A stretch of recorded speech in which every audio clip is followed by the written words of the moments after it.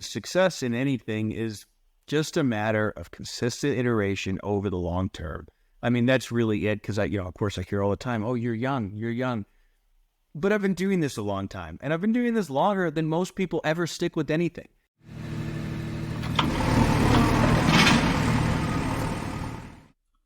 What's up, everybody? My name's Mason McDonald with RM Golden, and I have the pleasure of getting to interview my co-host Dan Haberkost with Front Range Land today. Dan, how are you doing?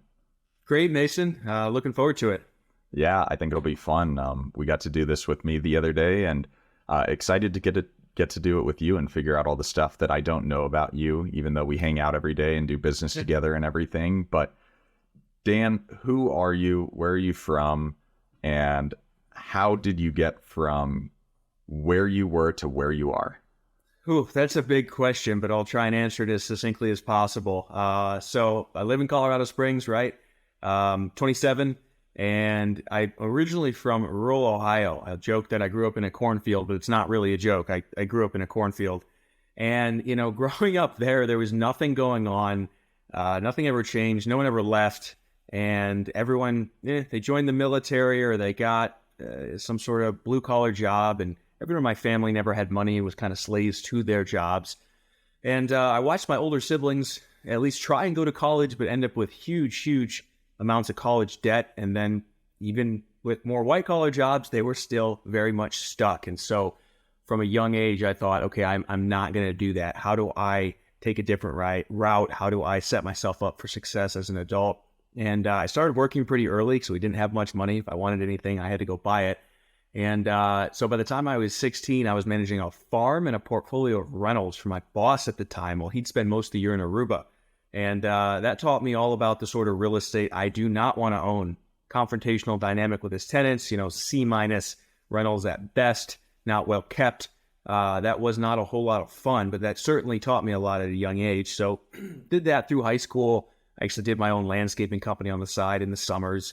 And then in college, I was going to school full-time and working full-time. And so, I'm talking 45, 50 hours a week of work with full-time school. And granted, it was a business degree. I wasn't going to be in medicine or something more challenging. But nonetheless, that was still a lot to manage all at once.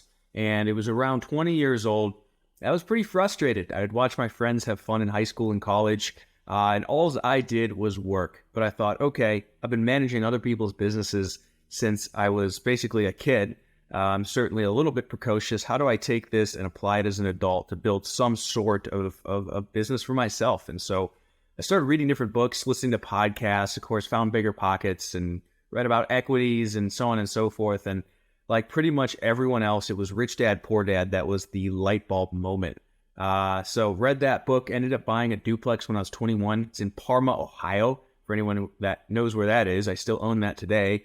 And I didn't want to stay there. So I moved to Colorado. Long story behind that, but told everyone I was going to go climb all the mountains and build a bunch of businesses. And so that's exactly what I've been doing. I bought another house hack when I got out here. And so I was 22 at that time, realized that, hey, the low and no money down stuff is great for selling books and courses and maybe picking up a couple house hacks. But in reality, if you want to accrue a large portfolio of rental properties, you need to figure out how to make a lot of money. And so I decided, all right, what sort of active business can I start under the umbrella of real estate? And at the local meetup here, the one I actually now host, I met a guy who'd been doing land and development for the last 40 some years across the country, even across the world. He'd done projects in China. And I would drive an hour south every weekend to Pueblo, Colorado to learn from him, to help him in his business, work for him really for free in exchange to learn from him. And after doing that for about a year, I started to go out and source the land for him, right? I'd go get a lot and assign it to him for $1,000 or, just simple stuff like that for the building of houses. I don't think I specified. And so I learned about land from the context of building new construction homes and sourcing the land for him. And over time, my own business evolved from that. We did a bunch of projects together, a bunch of new builds together, but Front Range Land was ultimately born out of that. And so today I'm 27. I own a land and development business, which continually feeds the acquisition of more rental properties. So that's where I'm at now. Wow, 27, you've been doing it for 11 years. I'm 28 and it makes me feel like I have failed at life, hearing how much you've already done whenever you got started, whenever you were a kid. Eh, But I mean, there's so much to unpack there. I think it's such a cool story, and I think you had that entrepreneurial bones in your body from a very young age. But when you were in college, you're getting a business degree, you have more business experience than sometimes a lot of the business professors that are there. yes. Did you learn anything at all in college? Oh man, not really. Probably the only classes that in hindsight were useful, some of the basic statistic concepts, which I talked about at the meetup this week, and then accounting. Some of the basics of accounting were useful, but beyond that, not so much. It was useful to learn how to manage just a large volume of work. But I mean, I graduated with a 4, and that wasn't especially difficult. Oh yeah. Oh yeah. No, and I think that that's such a crucial point where experience is going to be one of the greatest indicators of success, rather than formal education. Although you kind of need both for everything. But Sure. when you moved to Colorado, correct me if I'm wrong, you had a job, right? Yeah, I did. I did. The first job I could get, when I got here, I drove out here, didn't have a job yet, just started applying to 10, 15 jobs a day. And I got hired at Enterprise. Oh wow. Yeah. How was that experience, and was it motivating or unmotivating for you to come out and start your own businesses? Oh, it was motivating in the sense that I hated it. I hated every second of it. I've never been able to work for someone, even in high school and college, those roles I had, they just left me alone. I did my own thing. I have always been kind of in my own world, in control of my schedule. Even as a kid, my parents just kind of left me alone. They knew better, which that sounds different than I mean it to.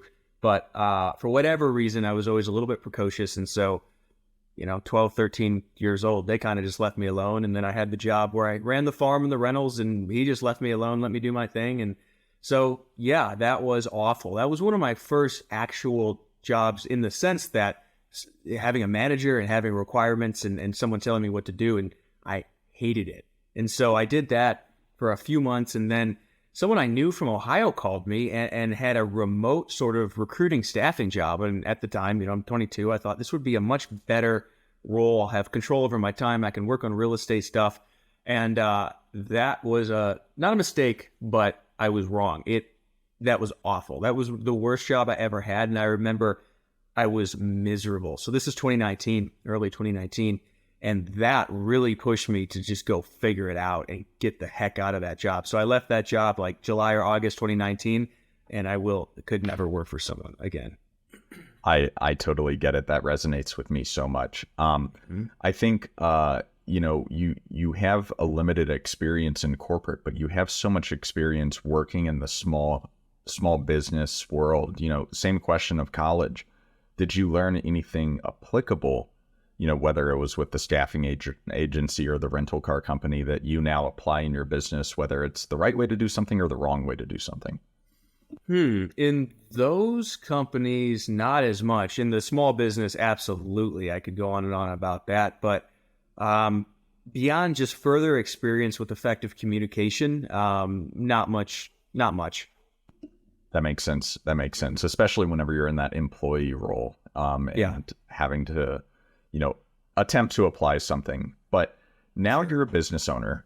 You have both. I mean, you have a W-2 employee, you have contract employees. Talk to me about how, when you were a kid, you were 16 years old, you're managing this rental portfolio and this Christmas tree farm for this guy that's living in Aruba half the time.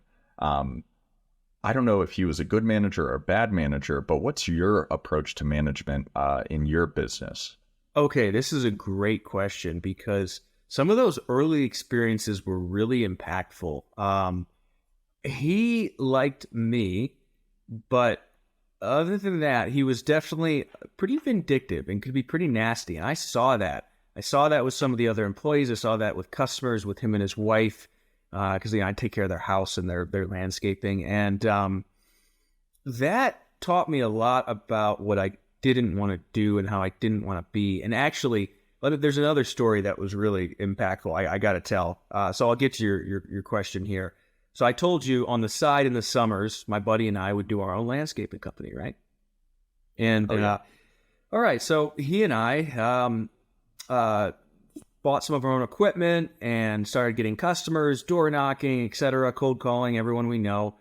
And his family was pretty well off. And his dad goes, "Oh, well, why don't you guys start using one of our trailers?" And we go, "Oh, okay. What does it cost to rent?" He goes, "No, you can just use it." He let us use more and more equipment slowly over time. And we kept asking, like, "Can we pay for this? Let us pay for this." He goes, "No, you can just use it. It's fine." And then one day I'm at the gym with my buddy. We would go work out together. And he looks, something's wrong. He's distraught. Something's wrong. And he just looks at me. And I can picture where we were standing, what we were doing, everything. He goes, "Dan, my dad says, well, since we're using so much of our equipment, you have to work for me now. And we're not 50-50 partners anymore." And I'm taken aback. And he goes, "But I told him, no, I'll just give him all the equipment back. That's ridiculous." And the mom knew me too. And the mom told the dad to, F off too. But here I am, we're 17. I don't think we turned 18 yet. We're in high school. We didn't ask for any of that, right? We said repeatedly, we'll pay for it. And he tried to screw me, the kid from the family with no money that was just trying to pay for college. And I will tell you, that lesson has stuck with me to this day. And the reason I thought of this kind of as a corollary to talking about the boss I had who wasn't super pleasant or friendly to people, people like that reap what they sow, man. Like, you know how it is, right? You treat people very well. You're very easy to do business with, and so do I. And what do you know? If I need anything, anywhere, anytime, I have someone I can call. And so those early lessons, some of those business people I around who were really cutthroat, nasty, and vindictive, and just poor to their tenants, poor to their customers, poor to everyone, their life sucks. And that's why they have a shitty little business and have to work hard to make small amounts of money. And so I said, I'm not going to do that. And so those memories have really, really stuck with me because I saw a lot of nasty, nasty interactions. Actually, there was more beyond that, but those are a couple, or there's one that really stands out. Oh, I want to hear about it. But I think, looking back, it's so funny to see where the lessons that you learned working for the wrong people or for the wrong company of what not to do were going to be the ones that are most impactful, which I think is something you and I both try to drive home, is that business is very simple. Treat people well, have good documented processes, and everything will kind of work out from there. But what's a technical takeaway specifically from the friend's dad and the actual business relationship you guys had? What's a technical takeaway that listeners could use from your experiences? Yeah, we were kids, but in general, I think just getting everything on paper, in writing, all your agreements signed, all expectations very, very, very clear. Right now I'm working on putting, so as a corollary, right now I'm working on putting a couple more builds together, I told you, with that new buddy. And things would probably be fine if we did it via handshake. But I said, no, let's go through every single process. Let's make sure every expectation is incredibly clear as to who is doing what, who's funding what, who's floating what, so on and so forth. And we'll get that on paper. And I think you say this quite well in that prepare for it as far as agreements and contracts as if everything's going to go wrong. But then once that's signed and done, operate as if it's just a handshake deal. And right on. Yeah. Well, I took that from you. So anyways, that would be a good tactful lesson from that early experience. No, you're right on. And it's such a beneficial, lesson to learn where, you and I have gotten our ass handed to us a few times, but it's such a low dollar amount of a lesson learned. If you learned what could have been $1 million loss at some point when you were a kid, whenever it wasn't, too big of a deal, which allowed you to not make similar mistakes that I made in my adult career, which is awesome. But all right, Dan, you learned lessons when you were a kid, which most of us would have paid a lot of money for as adults. Where are you at today? Let's walk through all of your current business ventures, but let's start with Front Range Land. What is Front Range Land? Where did it start and where are you at today and how'd you get there? Sure. So that was the business that came about via the mentor. I hate that word, but the mentor I told you all about. And it's quite simple. If you think of a giant marketing funnel going direct to seller to buy land at 30 to 55 cents on the dollar.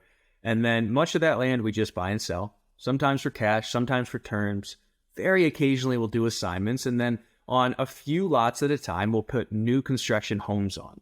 And that's been a really interesting disposition strategy because I don't know a lot of people doing it. There's definitely a disconnect in the construction industry in a lot of places where there's a bunch of good old boys that are in their 60s and 70s still building. And then, of course, there's the huge builders. There's the Lennar and Toll Brothers in Richmond. But there aren't a lot of people, other than maybe the kids of some of those legacy builders, that are doing this. And it's actually an excellent way to make money and create buy and holds for yourself as well. I love that. I love that. I think that's something that we try to hit on all the time is with any business or any investment strategy, make sure to have multiple exit strategies. Yep. So you've got a team under you too, right? Mm-hmm. Yeah, absolutely. I don't want to hear about your exact team, but I want to hear about your approach to finding this team and managing this team. Sure. So for anyone that likes any of the personality tests, the culture index is excellent. I use that. That is good and bad. That is the most accurate description of people I've really ever seen. It's not conclusive, right? It just tells you their tendencies. There's multiple factors, but that's been really helpful. So I use that in conjunction with interview questions and an interview process that's pretty thorough. But most of my best, actually just about all of the best employees I've had come via referrals, and just going back to the power of having a good network of people that like you, that want to help you. Both of my acquisition guys came via referrals, and they have been excellent. And so that already gets past so much of the screening that needs done when someone you really, really trust says, hey, this guy's worked for me and it was excellent. So as far as management, I manage them the same way I do myself. And so just like you and I have our scorecards for the week with our KPIs corresponding to our goals, my acquisition guys have the same. They have metrics they need to hit around how quickly they're following up with new leads, how many deals they're getting, how many calls they're making, so on and so forth. But nothing will solve for having hired the wrong person. So I want to hit on that a little bit more, in that you really need to build out the avatar for who is the best personality and experience type for this role. And so if you hire a shy introvert to go cold call all day, doesn't matter what your management looks like, they're not going to last, right? So I'll pause for a moment there because I know I said a lot. No, I think you're hitting on one of the most crucial points where, I've seen you, adapt your management style as you've gotten more comfortable with, just overseeing directly and having, a true responsibility to your people, which is something that you should be super proud of, because you're always making sure they have enough work and enough business to do, especially with it being a salary, but mostly commission role. But I think where you really succeed, and something that, has helped me in my business, is you focus on hiring areas where you are weaker or it's painful for you to do business in, as versus trying to bring people that are exactly like you into your team. You're trying to, you think of it like a spider chart where it, all of these different strengths, and you're on one side of the chart and you bring these other people in. Talk to me about how your people complement you where you might have a deficit. Oh, that's a great question. So I hate taking phone calls. Every personality test I've taken says I like sales, but I only like it up to the point that I find it challenging. So just like you, right? If we have to go sit or do a presentation in front of a bunch of high-level investors, that's exciting. Would love to go do that, sell them. But talking to land sellers makes me want to blow my brains out. I hate it so much. I'll procrastinate on it. I don't like building rapport. I want to get to the point. My conversations are too quick. I lose deals because of that.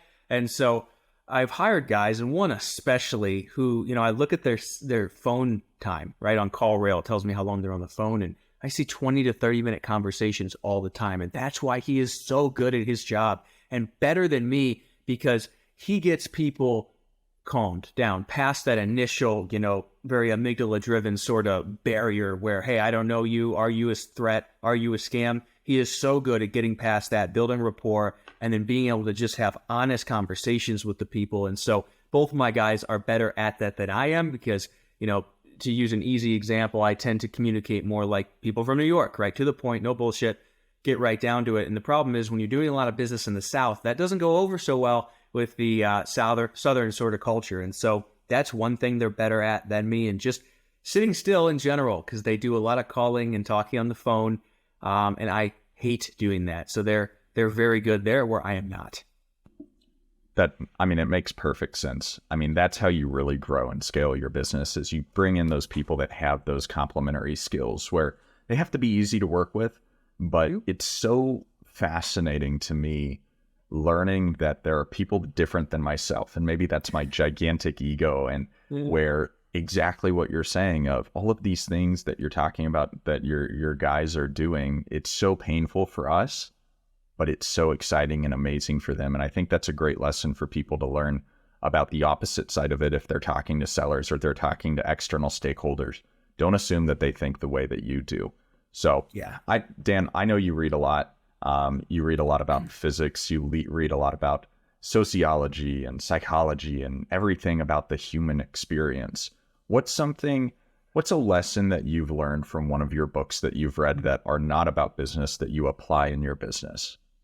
Well, I have a lot there, but I think I just touched on one that's really important. So understanding, are people thinking with their amygdala? Or are they thinking with their prefrontal cortex, their frontal lobe? Because your amygdala is the very old part of your brain where it's the, oh shit, I'm getting chased by a lion or whatever, a bear in the jungle, I gotta run. It's the fear-based fight or flight, split-second decision part of your brain, whereas the prefrontal cortex is the logical side, the thoughtful side. So emotions and more fear and scarcity-based versus logic and reason. And so when you're talking to someone new, especially in the context of cold calling, they're initially operating out of that old part of the brain, the amygdala, where they're just trying to determine whether or not you're a threat. And if you don't understand that, you can't start by appealing with logic. And this is where I fell short, is I didn't take the time to get past that. You meet someone new and they have a barrier up, right? This is true in dating. This is true across the board. Pitch Anything is a great book that talks about this. It was a high-level sales guy that would raise hundreds of millions in equity for different projects. So he knows this at the highest level. And you have to understand that you got to get past that to get someone's barrier down, right? Where they're calm, where they're actually thinking logically.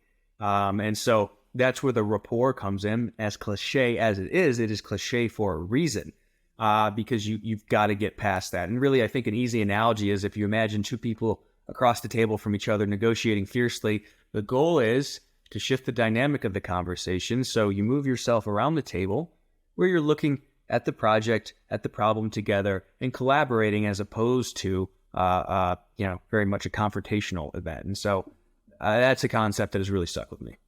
And that makes so much sense. And that's so foundational to understanding business and human relationships in general.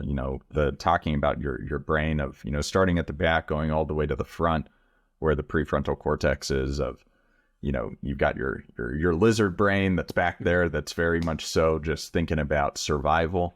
And then you've got up here where it's all the logical decision making. And I think that, that applies so directly to business in general of, you have to make sure that you're safe and secure and the initial needs are met before you can go and start solving too complex of problems. But exactly. But Dan, you're not just, starting tons of businesses. You're one of the healthiest people I know. How do you feel like your approach to your physical health and being active in life both supports your business and supports just your goals in general? Yeah. So another thing that I don't think is talked about enough, if you're not taking care of yourself, you're not going to have energy, you're not going to feel good, right? You're not going to want to do anything. And so, I exercise every day. I eat well, sleep a lot. And so I feel good every day. And I think I know that absolutely contributes to me being able to be successful in business. And so just establishing those habits, that goes back to a very early age. And so it's easy at this point. I don't have to think about it. But if you're in a place where you don't take care of yourself and you're thriving in business, but you're you're not doing well physically, I would just put it in your, whatever your tracking sheet is, however you hold yourself accountable in business, I would add metrics around health to that. Because, I mean, I have a couple friends that I can think of who are absolutely killing it in business, but their relationships are terrible. They work themselves to death. They're probably, if they continue doing what they're doing, heading to an early grave, right? And that's just not worth it. And so part of it for me is just my priorities are very clear, and business is not the top of that list. And Mason, to expand on that a little bit further, I take a lot of time to go travel, snowboard, mountain bike, see my family, see my friends. I'm driving all over the country quite a bit. And that, I think, is synergistic, or I know is synergistic with business, in that it gives me time to think and to plan, to get out of my day-to-day context. It is so hard to come up with new ideas and plan and strategize when you're just in your office in the same context you're in every day. And so, when I'm on top of a mountain in Utah or riding a wave in California, it just gives me time to think and plan. And I think it makes me better in business. I come up with new ideas, and then I'm just excited to go back to work. And so I think, right, I keep saying that, I know that having hobbies and having relationships and making sure business is not your whole life is really, really important, and ultimately allows you to be better in your business. And it just makes it more fun. 100%. You've got to rest in to be able to work. And I think a lot of people view rest as sitting on the couch and eating a bag of potato chips and watching a movie or something like that, as versus getting out, having fun, allowing, working different parts of your brain. If we're shredding down the mountain, that's a totally different experience and thrill than, you get to experience anywhere else in the world. So I love it. You're a well-rounded person. You got started so young in business and in real estate in general, but we're coming to the end of this. Dan, what do you want to leave the listeners with to finalize any points about the story of Dan that you want them to take away? Probably the simplest thing I would leave you with is success in anything is just a matter of consistent iteration over the long term. I mean, that's really it. Because of course I hear all the time, oh, you're young. But I've been doing this a long time, and I've been doing this longer than most people ever stick with anything, so of course I'm doing well. I'm not that special. It's just doing something consistently over the long run. Of course I'm in shape. I've been weightlifting since I was 13. It's just a matter of consistent iteration. And suddenly you wake up and you're, holy crap, I've come a long way. I love it. Dan, this was fun getting to put you in the hot seat. For everyone, this is Mason McDonald with RM Golden and Dan Haberkost with Front Range Land. We'll pick it back up soon. Thanks, Mason.